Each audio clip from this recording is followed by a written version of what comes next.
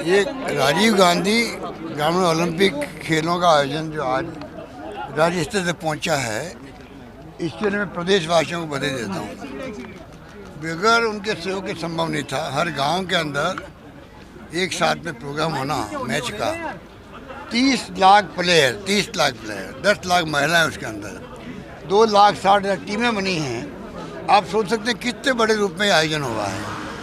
फिर ब्लॉक स्तर पर प्रोग्राम हुए हैं, फिर डिस्ट्रिक्ट पे हुए हैं, और मुझे सौभाग्य मिला सब जाने का। आज स्टेट लेवल पे आप देख रहे हो कितना उत्साह बच्चों के अंदर है। तो एक नई सोच के साथ में ये काम शुरू हुआ है कि क्यों नहीं हम लोग, हमारे राजस्थान के बच्चे भी नेशनल इंटरनेशनल इस पर जाए। और मैं उम्मीद करता हूँ कि जब एक माहौल बनता है तो प्रतिभाओं को एक कॉन्फिडेंस पैदा होता है, और उसी से वो आगे आते हैं, और उनको फिर तराशने का हम लोग करेंगे। कोई कमी नहीं आने देंगे। खेल स्टेडियम में हर ब्लॉक में बन रहे हैं, हमारे ध्यानचंद जी के नाम से बन रहे हैं, और पूरी तैयारी के साथ में हमने काम शुरू कर रखा है। इनको अच्छे कोचेज मिलेंगे। पहले आपको याद है कि स्टेट लेवल का वो स्पोर्ट्स मीट हुई थी यहाँ पर, स्पोर्ट्स गेम हुए थे, वो भी बहुत शानदार हुए थे। फिर हमने जो इनको आरक्षण दिया नौकरियों के अंदर, प्राइस 3 करोड़, 2 करोड़, 1 करोड़ कर दी है। 229 लोगों को तो नौकरी मिल गई, आउट ऑफ टर्न मिल गई है। इनको पेंशन देने का हमने तय किया है 40 साल के बाद में, जो अवार्ड है उनको। सारे जो कदम उठाने चाहिए हमने उठाए हैं। इसके कारण आने वाले वक्त में उम्मीद करता हूँ राजस्थान में खिलाड़ी नाम रोशन करेंगे, अपने परिवार का, अपने गाँव का, अपने प्रदेश का। इस आयोजन में सफलता मिली है। अब शहरी ओलंपिक भी आप शुरू करने जा रहे हैं जनवरी से, जैसी घोषणा करी है, उसके बाद फिर साझा रूप से होगा।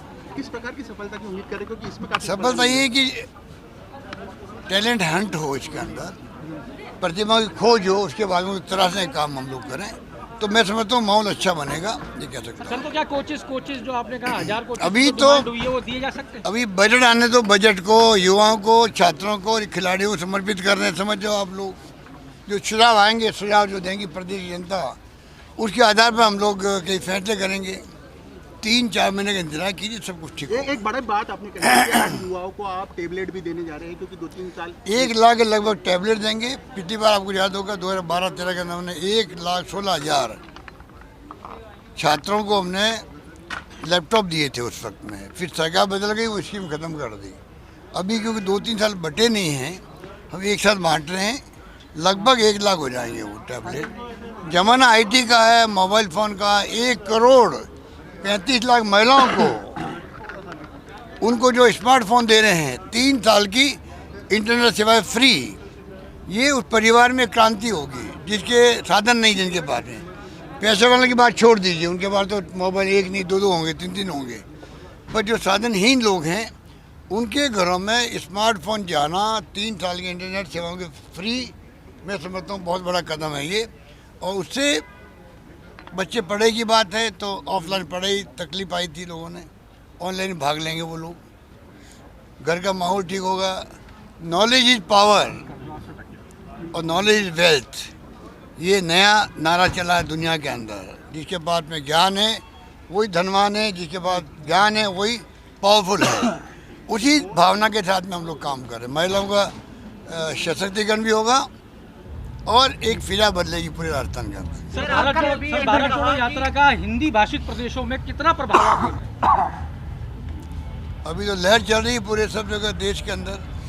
राहुल गांधी जी अभी तो आए नहीं है नॉर्थ इंडिया, उसके पहले लहर चलने लग गई है। जिस प्रकार से आप जितने ही प्लेटफॉर्म हैं सोशल मीडिया के, यहाँ डिस्कशन आते रहते हैं साहित्यकारों के, पत्रकारों के, लेखकों के, आप अगर उनको सुनते होंगे तो आप पाएंगे कि राहुल गांधी जी के बारे में जो इमेज बनी है कि देश के अंदर प्यार, मोहब्बत, भाईचारे की बात करने के लिए निकले हैं। वो देश एक रहे, अखंड रहे, मजबूत रहे, जिसके लिए इंदिरा गांधी जी ने जान दे दी। राजीव गांधी जी शहीद हो गए, सरदार बेंची जी शहीद हो गए, और कई लोग गैर शहीद हुए हैं। आप बताइए कि आज राहुल गांधी की यात्रा से एक नई फिजा बनी देश के अंदर। सब आपस में जाति, धर्म, वर्ग से ऊपर उठ करके राजनीति करो और देश की सेवा करो। बजाय कि आप धर्म के नाम पे बांट दोगे लोगों को, जाति से बांट दोगे, थोड़े समय के लिए अच्छा लग सकता है लोगों को, परंतु लॉन्ग टर्म में देश हित में नहीं है। ये थीम राहुल गांधी की है।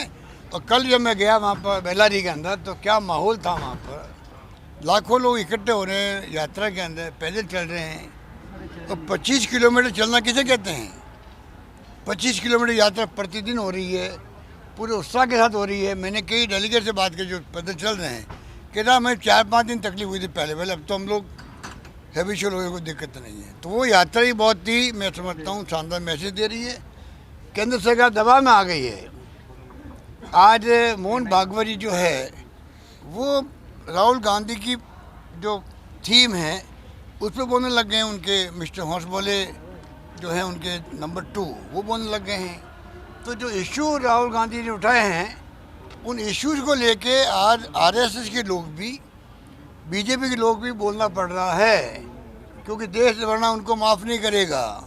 तो उससे बड़ी विजय राहुल गांधी की क्या होगी कि जो व्यक्ति निकल पड़ा है, कारवां निकल पड़ा है, वही थीम आरएसएस की होने लग गई है कि वो जनता से कटना नहीं चाहते हैं, बीजेपी नेताओं की हो गई है।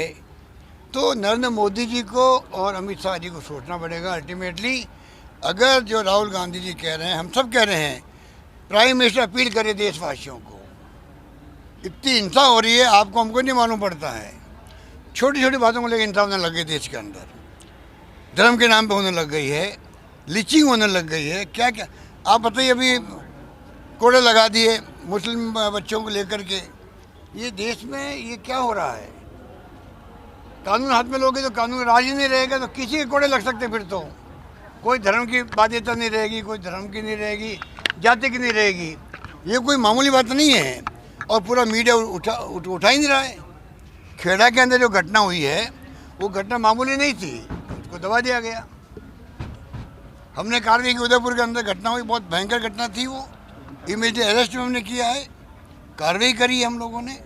तो आज कानून का राज विस्थापित होना ही देश चलेगा, वरना देश कमज़ोर होगा और मैं समझता हूँ पता नहीं किस दिशा में जाएगा।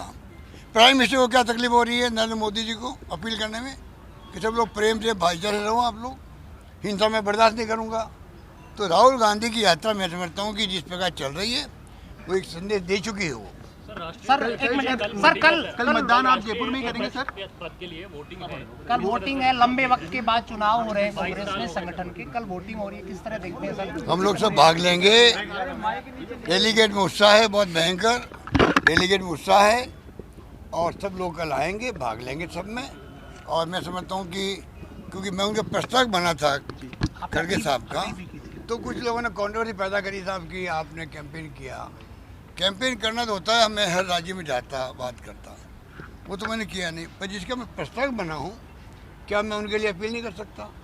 फिर प्रस्ताव बनने के मायने क्या हुए?